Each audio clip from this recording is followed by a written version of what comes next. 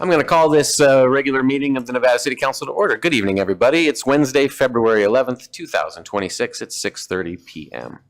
We'd like to start out by asking Councilmember Fleming if he'd read the land recognition for us. I'd be honored. We acknowledge that the Nisenan people are still here among us today, though nearly invisible. We understand that we are on Nisenan land that was never ceded, and the original tribal families have yet to recover from the near genocide of their people. As a resident or visitor in Nisenan land, excuse me, we support the Nevada City Rancheria Nisenan tribe in their efforts to stabilize their people, as well as their campaign to restore federal recognition. Yes, we. Thanks, Doug. And if I could ask the Vice Mayor to lead us in the pledge. We honored too. I pledge allegiance to the flag of the United States of America and to the republic for which it stands, one nation, under God, indivisible, with liberty and justice for all. Thanks, Lou. Madam Deputy Clerk, roll call, please. Thank you, Mayor Klein. Councilmember Peterson. Here. Councilmember Fleming. Here. Councilmember Fernandez. Here. Vice Mayor Sisi. Here. Mayor Klein. Here. Thank you very much. Council, now is the time for agenda modifications. Would you like to make any additional changes to the agenda, pull consent items, or do we have any recusals to announce? I'll begin by saying I'd like to pull the consent item on the police report for a little bit of discussion. Good. I always like that. Anything beyond that? Hearing none. I'm looking for a motion in a second. I move we approve the agenda while pulling the item off of the consent. Second. We have a motion from Gary and a second from Lou. Those in favor? Aye. None opposed? No presentations? Is our attorney remote? Yes. Okay, just checking. I was terrified to get in trouble. Hi, Nancy. No, it's Dean. Oh, I saw the Dean's here tonight. I saw the Nancy sign. I made a guess. Dean, I was not calling you Nancy. You're Dean. You can call me whatever you want, Mayor. Dean's a patsy. Permission understood, acknowledged. Public comment, Government Code Section 54954.3 provides that any member of the public may address the City Council on any matter not on the agenda that is within the subject matter jurisdiction of the city. The Brown Act, with limited exceptions, does not allow the council or staff to discuss issues brought forth under public comment. The council cannot take action on non-agenda items. Concerns may be referred to staff or placed on a future agenda. Please note that comments from the public will also be taken on the consent calendar and each agenda item at the time it is heard. Any public comment on non-agendized items? Doesn't look like it. Okay. So we're on the consent agenda. Would now be a time to discuss the police report thing? Yes. Chief. I wanted to talk to the chief, our good friend Dan, about some concerns that were raised at the Miners Foundry the other night, big community meeting. People are really worried about the idea of ICE coming here. And there was some discussion about the flock cameras. Grass Valley uses them, we use them. In the news right now, Mountain View uses them. And I was hoping that you could talk us through what we ought to know about the flock cameras, how ICE may or may not be using them, and what cities can do to protect their data. Yeah, of course, Mayor. So I'll keep it somewhat vague, and then if you have any questions, follow-up questions, feel free to ask. So Flock is a brand as opposed to a technology service. So in other words, there's many different forms of flock cameras. We use what's called the live feed cameras. The incident you referenced in Mountain View was regarding the LPR cameras, which is license plate reader cameras. The technology is very, very different, and how they're utilized is very different. So license plate readers do just like they sound like they would do. You place them throughout different areas of the city. They can be also placed on patrol vehicles or virtually any vehicle. And every time they drive by a vehicle, they will take a snapshot of that license plate. They're very advanced now, where law enforcement is able to search. I'm looking for this color vehicle with maybe this defining attribute, like, damaged on the right rear quarter panel. The system will then search through its database of all those photographed and will give you all those vehicles. The We don't, again, I'm going to emphasize, we do not have this technology. We are not utilizing this technology here within our city. We do have access to some databases of other law enforcement that are utilizing it, but we do not have those cameras in our city. So the license plate readers will then give you a whole spreadsheet of all the vehicles. There's a lot of question on, can you see who's behind the wheel? I would say the vast majority of the time, no. Sometimes if conditions are perfect, you can kind of tell who might be behind the wheel, but usually these are going to be from behind too. They're going to be the rear license plate. You can't tell who's in the car. It is very good quality, but it still is camera systems mounted from afar, so it's not, obviously super high quality. The way those work and the way all Flock works is the city that gets it, they control the data for those license plate readers, right? And then they are allowed to share them with other agencies as they deem fit. Now, in California, before I get into that, actually, let me talk about what we do have here. We have live feed cameras. So these are just like the cameras that you would find when you put a Ring doorbell up or something else, obviously a little more advanced, but your own personal cameras that are just feeding live data to you. You can't search it for any type of designators. You can search, it does record a certain amount of time. I think ours records 2 weeks, but it might be 30 days. But it does record backwards, but you're searching for time and dates. You're not searching for like identifiers, if that makes sense. The quality of it during the day, you could get some pretty good identifying features of vehicles, of people, and everything else. Nighttime, much more limited, but still very good cameras that have done excellent results for us. The difference between our live feed cameras is we cannot share that data, even if we wanted to. So we have tried actually to share with our neighbors in Nevada City or in Grass Valley, if we do share a similar crime. And there is some very limited information we can share. It looks like maybe still data, but what I mean by that is just the stationary photo of what we're looking for. Yeah, screen capture, but they do not have access to tap into our cameras and view them at any time. And it's not like you're able to download a video and send it. No, we can't. We could download a video from. Well, when you say we cannot share, but we can share stills, what do you mean by we cannot share? So we cannot share the live, like they can't, somebody at Grass Valley right now cannot tap into our camera system and view it live directly just like we are. They can't control the cameras. Ours do control 360. You could zoom in and out. They don't have access to it like we do. Now, that is our data. So somebody has to make a request like, hey, I'm requesting to view anything on here, and then we do have to approve that. Now, not only would we not share with federal immigration or federal agencies in general, we by law can't share. So I'll read a brief thing I wrote here real quick. This is a summarization of it, but the California Values Act, SB 54, that does prevent, this was passed in 2018, that does prohibit states and local law enforcement agencies from using resources, which would be our cameras, money, or personnel for federal immigration enforcement. Period. There is some exceptions to that. They're for violent crimes, and violent crimes is going to be your residential burglaries and above. So if it's residential burglary, rape, homicide, attempt homicide, those type of crimes, you can work with federal immigration services if you so choose. And it is optional at that point. But below those crimes, you cannot share even if you wanted to.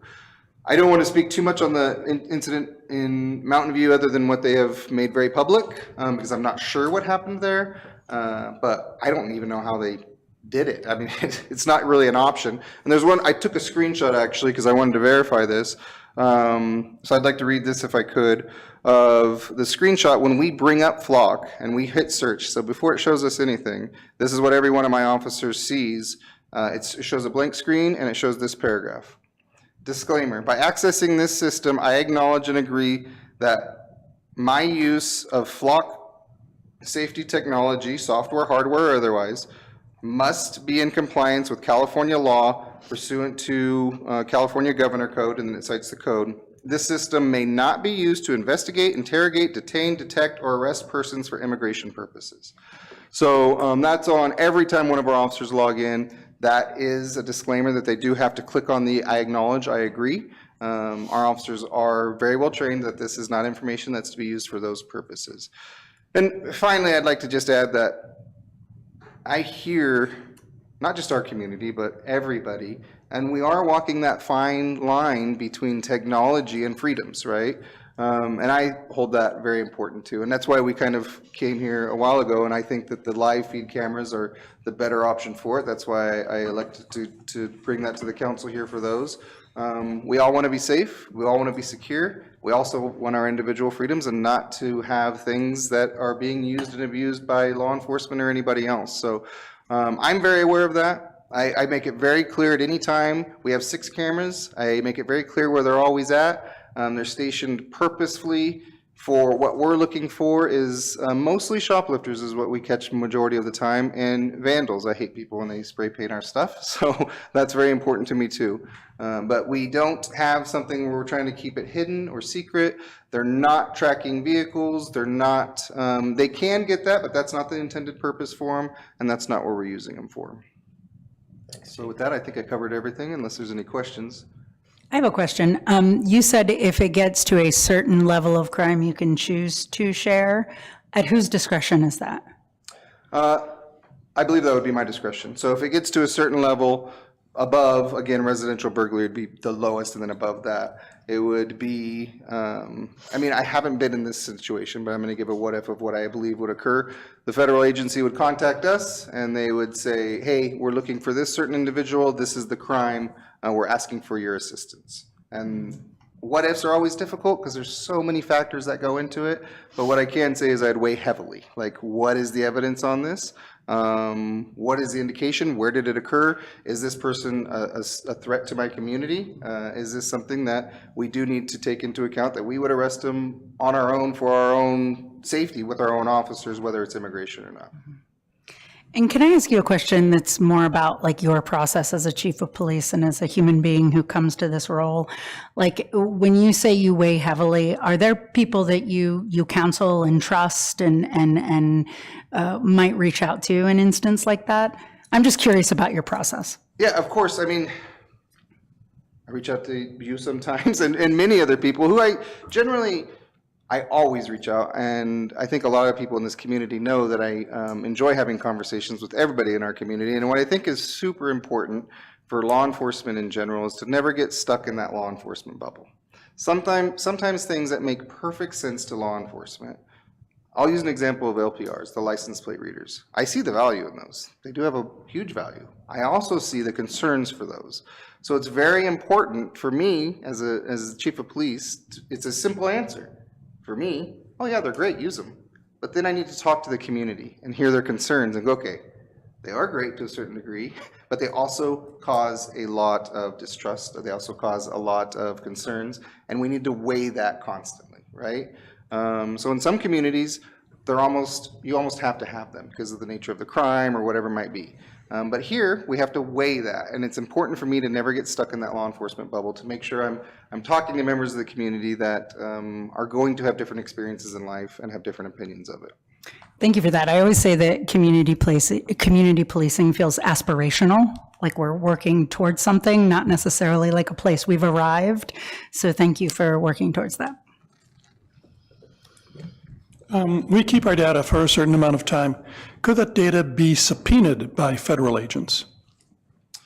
They'd have to subpoena it through State. the state. Yeah, they'd have to subpoena it through the Flock system too as well. I am not aware of anybody that has done that. And I will tell you, again, what ifs are difficult, but traditionally, when you're using LPRs or live feed camera, it's time-sensitive information. So if there's subpoena in it, by the time they get the subpoena, by the time they serve it, by the time we challenge it, the data it's old data by that point. That's not going to be of value to them, unless it's, of course, like for our live feed cameras, where it was a heinous crime that they're trying to capture, which that would be a different scenario altogether. So it's a tough question, council member, or vice mayor, to answer directly. I suppose they could subpoena it. I am not aware of that happening anywhere. And I will say also, this is where it's a benefit to work with Flock, which is probably the largest camera software company for law enforcement, because we're just going to say, they subpoenaed us, your team that has a lot more resource than us challenge this. We don't want to hand this over. And they would. I mean, to Flock, in general, this is not something that they want to start participating with either. Good. If you were subpoenaed, would you notify the council? I would definitely notify the city manager immediately and our city attorney, and I would imagine it would come to council, yes. Thank you. Does our neighboring jurisdiction, Grass Valley, or the county use license plate readers? The Grass Valley does use LPR's license plate readers, and we do have access to their systems. We do have access to their license plate readers. I don't believe the county does, but I'm not definitive on that. Have you ever had to use the license plate readers? I have used them. I think that they're a great resource, and again, it depends on the city, right? I think Grass Valley has a different level of crime, different amount of crime, but we have used them in conjunction. I've used them. I'll give a perfect example. We had a suspect that he had committed a vandalism. And he committed a vandalism. We captured him on our cameras. I couldn't read the license plate because it happened at night, but I could see what the vehicle was. And I could identify kind of the make and model. We put that into the system. Grass Valley chooses to share their license plate readers with us, which again is an option. And it came up with a hit of the vehicle, which then gave us the license plate, which means we were then able to apprehend the suspect for that vandalism. So again, they all have value. Sure. And in full transparency, we do utilize them, but we don't have them in our city. And I think it's what you've said here, just to make it clear, is that you understand that our city is a city that probably would really be against using license plate readers. I think that, yeah, I think that, I mean, I think the council's been very clear that that's something that's, and I've never pushed for it the other way. I like our live feeds. I think that it's, again, I'm just going to go back to it's a balance between freedoms and safety and security. And that balance is sometimes tough to find and pinpoint, but I'm confident where it's at right now. Yeah, well, there's a big concern about license plate readers being able to track innocent people throughout the city or various jurisdictions, and that's an invasion of privacy. And so there's a whole bunch of slippery slope issues there too. So I appreciate your approach, and thank you for that.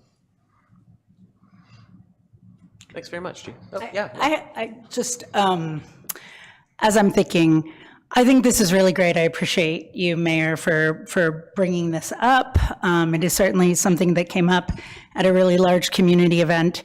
I think that, in tandem to this, we can say that Nevada City, Councilmember Cece and I worked with you and community members on a resolution reaffirming that, we will not use local funds in conjunction with federal efforts and law enforcement, standing in solidarity with the safety of our immigrant communities. I think that's all good. And I hear you say freedom, safety, and security. I just want to name that that's all relative right now, that freedom, safety, and security, depending on who you are and where you are. And I just, there's a couple pieces here, because I have this dissonance that's constantly happening in my head where we live in this sweet, largely safe town. And a lot of what I'm seeing on the news, on the television, on social media is not largely infiltrated the space of our community. And there's some dissonance happening there where we're still, doing all the regular things at this table, and wild things are happening in our country. And so I guess what I'm getting at is we can have all of these assurances, but if I tore into our sweet little town, I'm hoping that they never do, there's not much we can do, correct? I want to be realistic about the reality of what could potentially, hopefully never happens. You know me, I always go to the what if the worst happens? I'll try to answer it the best I can, because it's a very big question, and it's a very big concern for everybody, right? What I will say is this. I think I want to make sure I say it the same way you said it, but there's different freedom, safety, and security depending on, what was your words, who you are, where you're at. For me, it doesn't matter.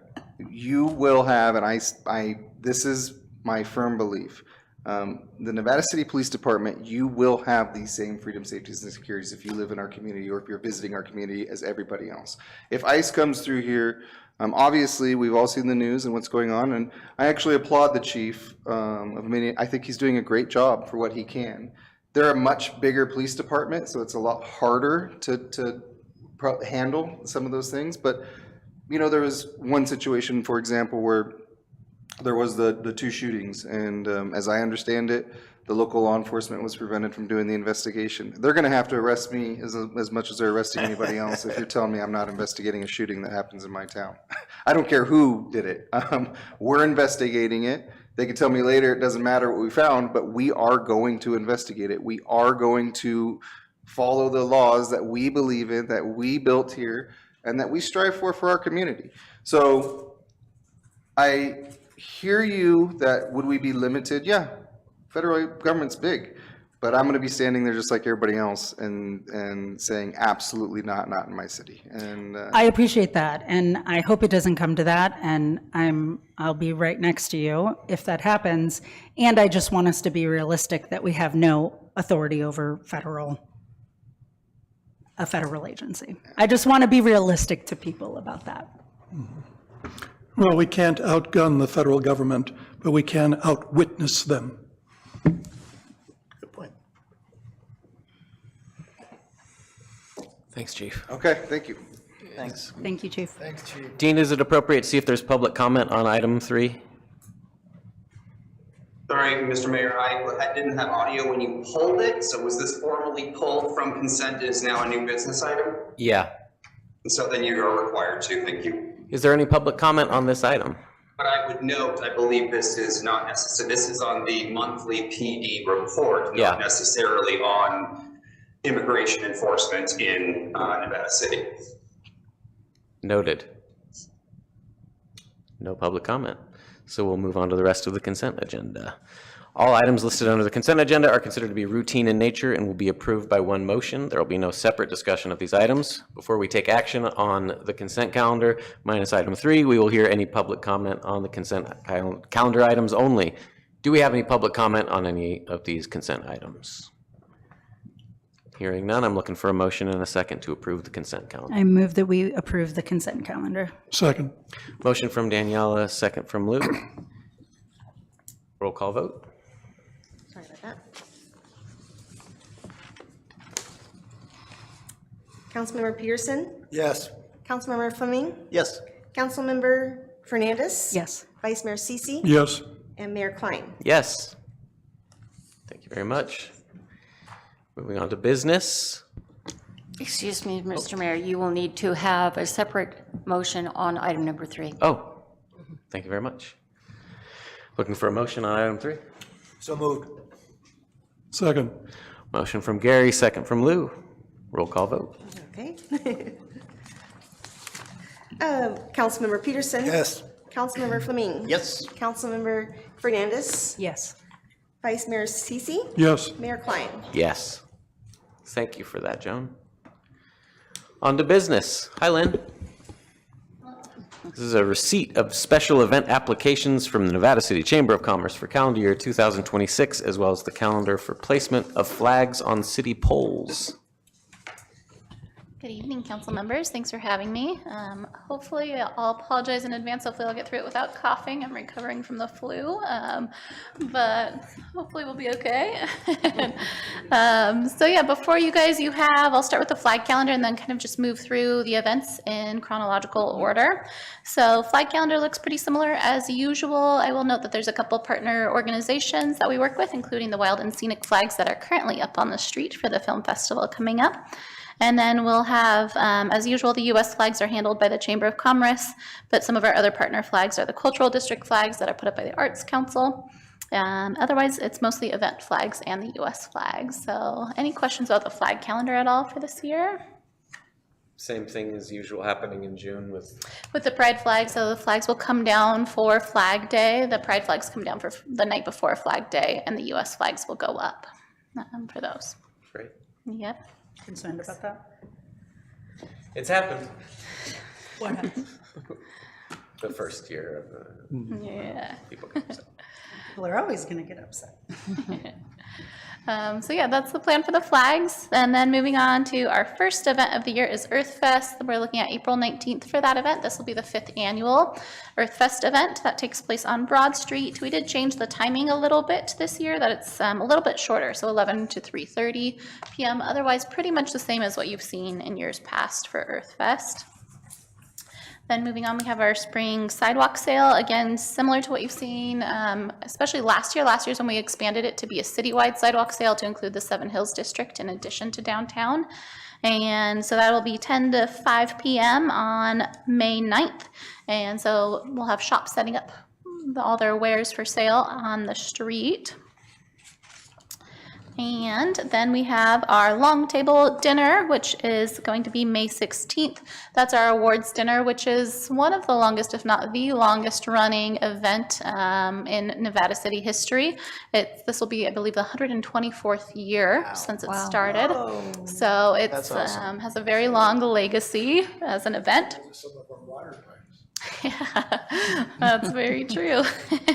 So it is, and we are continuing with setting it up on Commercial Street with the long table down the middle of the street, and kind of having a sampling of a local Nevada City fair. So we'll have several restaurants that'll be catering the event again, and we'll honor and recognize about a dozen local individuals and businesses at that event.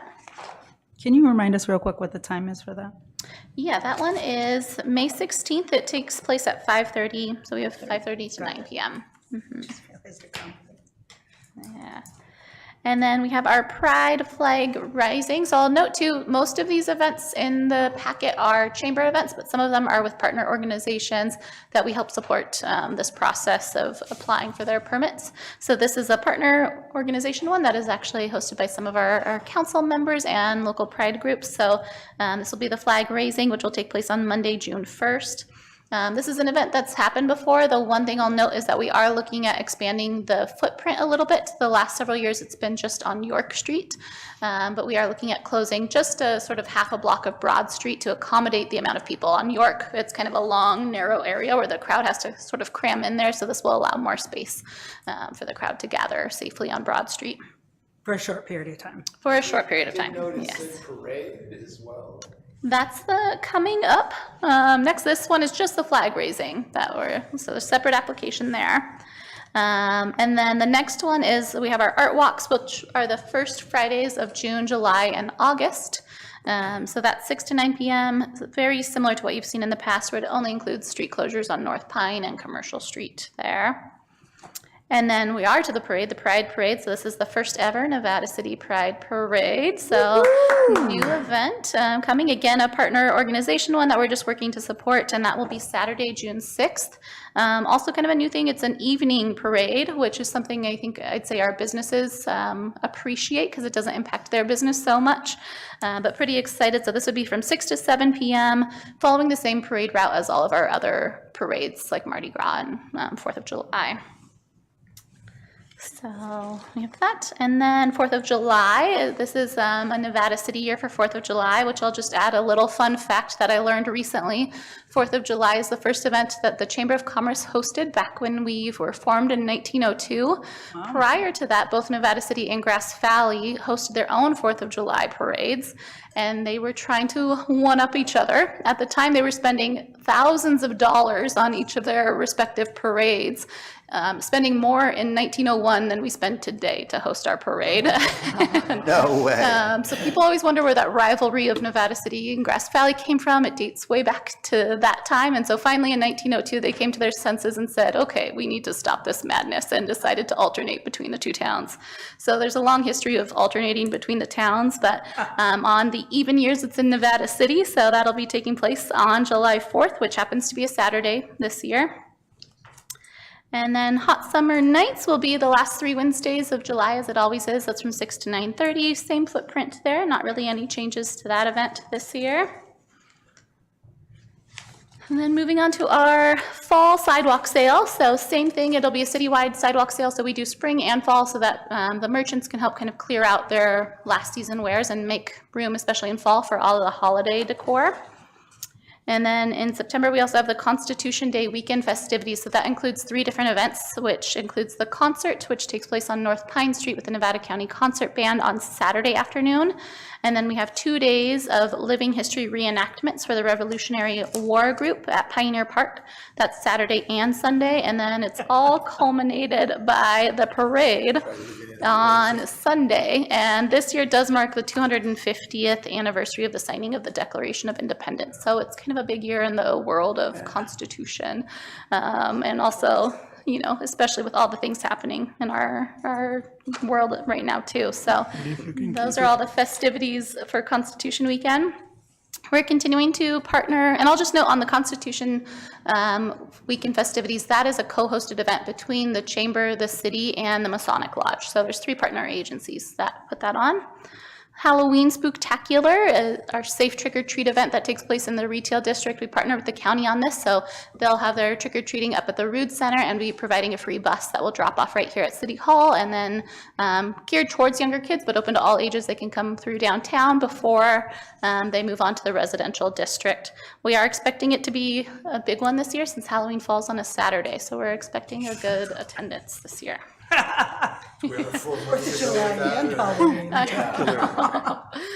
Yep. Then another new event this year. So this is something our merchants have been asking for quite a few years. It's essentially a pre-Victorian Christmas event that we're calling Hometown Christmas. This is an event that will be, we're only closing Spring Street for it, so it'll be a little different than our Victorian Christmas, but the goal is to essentially bring like a mini version of Victorian Christmas in a way that's more accessible for our local community. With the popularity of Victorian Christmas, it's been harder for locals to come to and to enjoy, and our merchants really want an opportunity to have the local community come out, so we'll have all the businesses open late so people can come do shopping. The merchants specifically wanted it before Victorian Christmas starts because then their shops are looking nice before they kind of get thrashed in the holiday season. And so this will be the Wednesday before Victorian Christmas starts. And then we're doing a kind of pretty unique marketing campaign for it where we won't be doing any social media online advertising. So it will use our local media outlets, like the paper and the radio, and then otherwise just paper flyers and yeah, Ubinet, of course. And so, yeah, that's our goal, is to kind of really keep it geared towards the locals and still have some of those fun festive things like the chestnut roasting and the hot mulled wine and all of the fun pieces of Victorian Christmas. Hot mulled wine. Love it. Yeah.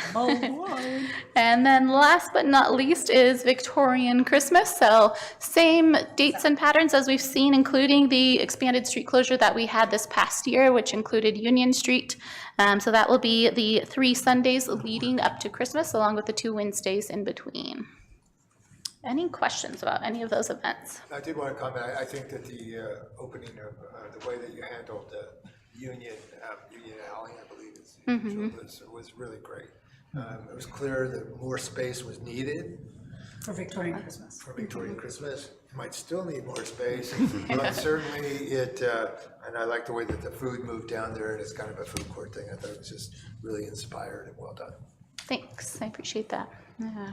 I also really appreciate the pre-locals event. I mean, if there's one thing I've heard more than anything, it's that locals are really bummed that they feel like they can no longer participate in Victorian Christmas, which is interesting because I think it was the first Wednesday this last year was dreamy. It felt truly locals. Yeah. And so to have a designated space for that feels like really responding to the community. I appreciate that. Yeah, it used to be Wednesdays were locals' day, but that doesn't really happen anymore. Yeah. More so than not. Well, compared Yeah. to Sunday, it's a little better. Yeah, one thing that was interesting from this last year, I'll note attendance-wise, is that we actually, on our Sundays, our attendance, aside from the rainy weather day, our attendance increased, whereas on Wednesdays it decreased. So I think we kind of maybe started to shift back a little bit more towards that local feel on Wednesdays, which is part of our goal of having a Wednesday and a Sunday, because our attendance is about half on Wednesdays as compared to what it is on a Sunday You evening. can actually walk around. You can, yeah. Did you have perhaps a total estimate of attendance at last year's Victorian Christmas? 55,600? Yep, I think it was in there. So yeah, 55,000. So it was actually significantly down compared to the year before, 72,000. which was primarily from the year before was the first year in my memory that we didn't have a single bad weather day. It was a beautiful, all 5 days. The last Sunday is typically our busiest, and this year, the last Sunday was the day that we had 4 inches of rain. I had puddles in my boots by the end of it, so, yeah, and a power outage. So it was a pretty wild Sunday, that last one. It was kind of apocalyptic and fun. It was, yeah. It was strange being in the mine shaft with no electricity. Yes. Yep. I'm really excited at the shift for the flag raising. I think there were some issues with that smaller space, and also the trajectory of the sun was like beating right on people, even having been like later in the day sometimes. And so to be able to spread out a little bit for that brief period of time on Broad Street is, I think, a great idea. And I know that Xylem is in the audience here, who's part of the Pride Parade organizing, and just thrilled that that is happening. I am thrilled, looking forward to our very first Pride Parade, and I really like the way the flags dress up our downtown. I wish we could expand that to Seven Hills with banners or flags. And I'm particularly happy to note that there are 38 days on the calendar where we're flying the U.S. flag. I think the U.S. flag means more to me now than it ever has. I pledge allegiance to that flag. So, yeah, and we should definitely, our Seven Hills group is looking for some ideas and potential flags in that area, and different things that we can bring to that side of town as well. Nice. Thank you, Lynn. That was very well done. Thanks, everyone. Lynn, you've been excellent. We're so glad you're at the Chamber. The Chamber's been a great partner to the city. We hope you think that we've been a great partner to you. I definitely do. Thank you for no dip in quality after Stuart leaving. You're doing great. Appreciate you. Yeah, thanks, everyone. Before you get up, do we have any public comment on this item? Doesn't look like we do. Do I have a motion to approve? I move that we approve. Second. Motion from Daniela, second from Lou. Roll call, please. Councilmember Peterson? Yes. Councilmember Fleming? Yes? Councilmember Fernandez? Yes. Vice Mayor Sisi? Yes. Mayor Klein? Yes. Thanks, Lynn. Great, thank you. Thank you, Lynn. Thank you. Joan, my friend, do you have anything to report? I just wanted to remind all of you and the community that City Hall will be closed next Monday, the 16th, for President's Day. And then just to make a comment that I have one more council meeting. It won't be as short as this one, I can tell you. And this one may have set a record, I'm not sure. I'm on the treadmill, trying to get things done and get before you what I feel needs to be before you at the next council meeting, and have things set for our new manager coming in on March 2nd. That's my report. Thanks, Joan. Will Carrie be here for your last meeting? I'm not sure if she will be here for the meeting, but she will be here 4 days, the last 2 weeks of the month. And we will, I try to copy her on things that will be ongoing so that she's in the loop as we are moving through this process. But those 4 days will be intended to be intense in downloading information and scheduling her to meet certain people. Cool. Thanks, Joan. Doug? Oh, I was honored to sit in for Lou Cece while he was dealing with his father thing. May he rest in peace. And sat in on the transit meeting and the NCTC meeting, which are back-to-back and very fun. And no, it was a really good thing. We did a review of, well, we didn't do a review. We were supposed to do a review of Mike Woodman. And what I learned from Mike, though, he was singing his praises a little bit, but he has brought in like $200 million in the last 5 years in grant funding, 9 planning grants. I mean, he's done a lot of spectacular stuff, and I got to listen to a little bit about some of the other things that I didn't even know about that he did. I nominated Lou to be chairperson of the committee for his remaining time here, and because The chairmanship usually rotates around. You were vice chair, it kind of goes there. Even though you weren't there, I thought you wouldn't mind me. That's because I wasn't there that you're nominated. Of course I did. You wouldn't have nominated yourself. Well, it was our turn, so I didn't want us to miss out on that, leadership kind of position there. Very informative, good stuff. I won't bore you with the details, but if you want to know, you could come talk to me afterwards. Does that mean, so what was the outcome of that? Is Outcome. there a 4-month chairship? No, it doesn't coincide with our terms. So whenever this changes, that will change, and the next mayor will figure that out. I would request or hope that I would be appointed to that, because I've sort of been paying attention for that for the last year, and I actually, find it fascinating, and there's a lot of good stuff happening. So Good to know. note to self. Well, I figure I'll start lobbying now. Because nobody really dives for that one, No, I mean, but it's good. It's a double committee too, because you sit in this one at 8:30 and then you got another one at 10:30. So anyway, It's actually 3-in-1 because you're also on the airport commission, but we never talk about that. well, Gary should be on the airport commission. Land Use Planning Commission, PLUC. And also for my our other committees, they were dark, so we didn't have anything else on Parks and Rec and on fire. Gary? Just transportation, it's notable, and we'll hear more, I'm sure, but the corridor, the 49 corridor is a shifting project at this point. It's a moving target. It's a moving target with discovery of when you want to build a project in 2027 based on funding from 2023, the shortfalls are dramatic. Oh, if I may, Mayor, there is also going to be another public meeting, and I'm blanking on the date, for the Zion Corridor bike thing. I talked to Mike Woodman, and he was wondering whether he should bring it back to the council and to the public. I said, do you know our town? And he said, there's going to be another meeting at this end of this month at Foundry, at the Foundry. If I may, I've heard around that Seven Hills businesses are eager to learn more. And so if there can be a specific effort to reach out to businesses, many businesses were unaware of the project, but excited about it. I'll make sure that Mike knows that and to invite them. May I continue? Please. Sorry.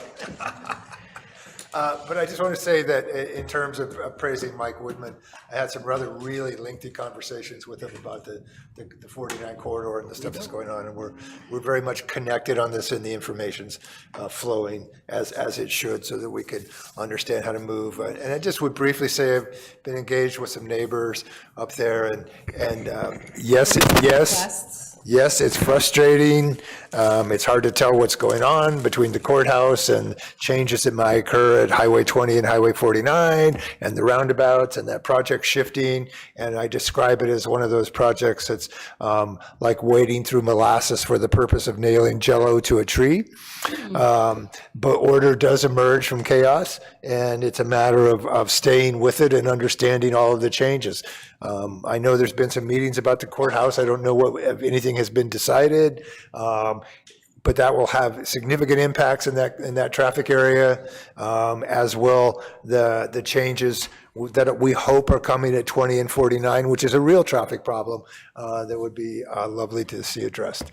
And Coyote Street. And Coyote Street is all part of that. So, but timing is really critical on that, and we have to be very careful not to start making moves on streets until it's right to make it, and we have data and information that guides the decisions that we're going to make. And as I said, it's pretty soft right now, but we'll get there. Nobody's making moves in government. Puzzling comment, but okay. Anything else, Gary? I'll stop. Thank you. Daniela?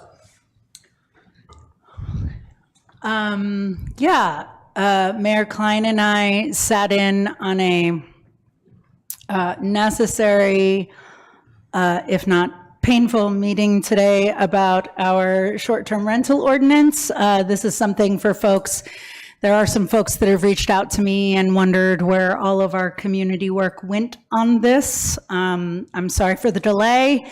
Again, taking action in government can be a challenging thing. I think in the transition of leadership, there was some documentation lapses that we encountered, and so we're doing our best to rectify that and revisit it, and we'll have more coming hopefully soon. So I can say that about that, and I think that's it. Thanks so much. Lou? First of all, I want to thank everyone in the city staff and on the council for being with me during my time of grief. My father did pass away on the 27th of January. I was able to be there, and his funeral will be the first weekend of March. If you want to find out more about him and his considerable legacy, you can go to my website. I helped write the obituary. My siblings and I got together, and man, he had a life. Wow. I aspire to have half as much done in my lifetime. Better get cracking. Yeah. Time's running short. He's cracking. And I hope to start re-engaging with the council and my committees and commissions more fully now that that has transpired. Thank you. Thank you, Lou. I feel like everybody else covered it really well. Should we bring a cake for the next meeting, Joan? Another cake, more cookies. Those cookies were great. I just want to say I appreciate all of you, appreciate Joan being here, and I hope it's a great cruise.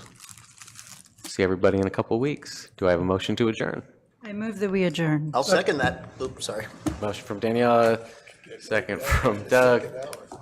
Adjourn. Nice, me